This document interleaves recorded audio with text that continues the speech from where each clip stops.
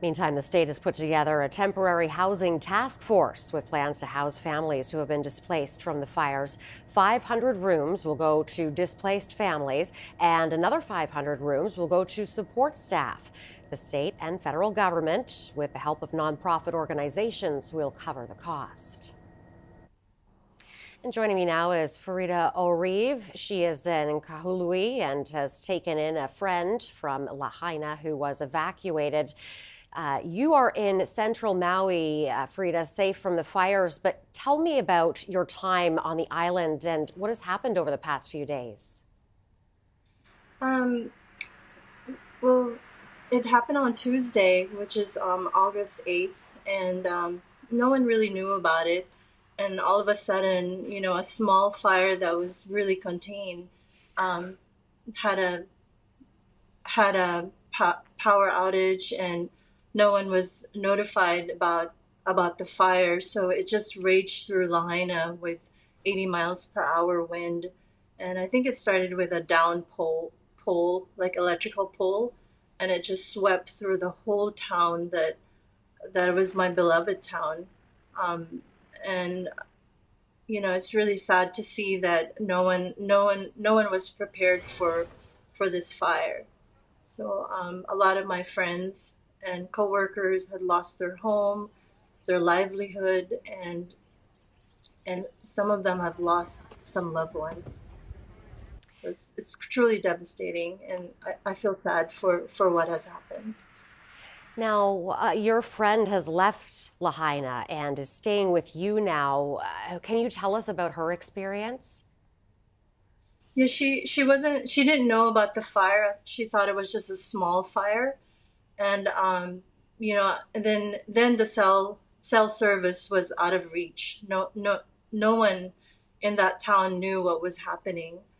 They weren't aware, and so the power was out, and there was large smoke happening, and so they a lot of people wanted to evacuate. She's in north of Lahaina, and it was it was really difficult cell connection. And when she lost power, that's when she didn't know what was going on, and they just hunkered down and stayed safe in their property. Now, I understand you also work at the airport in Kahului, where hundreds of travelers would have been trying to evacuate. What's it been like there? Everyone was trying to leave the island, and I work for an airline that's, cutting deals so that way we can help them evacuate within 72 hours. And it's just pandemic. The night of the fire, our airport opened up as a makeshift shelter, and a lot of people were just sleeping upstairs. They don't need any boarding pass. They just slept and evacuated.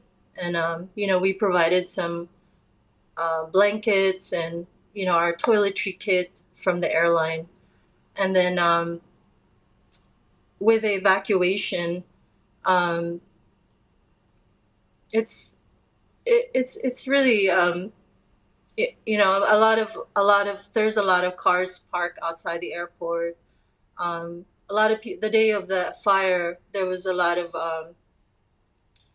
also a lot of missing people that couldn't make it to the airport. So only buses were coming into Lahaina to pick up people so that way they can evacuate and get home to their you know to their homes in the mainland.